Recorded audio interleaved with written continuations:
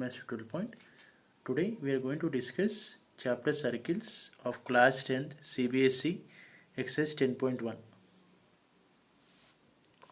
I have mentioned some extra points here, guys. What is given? A tangent to the circle is a line that intersects the circle at only one point. A tangent to a circle is a line that intersects the circle at only one point. Okay.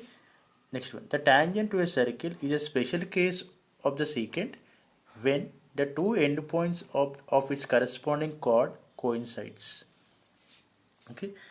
See, I have mentioned the number of tangents here.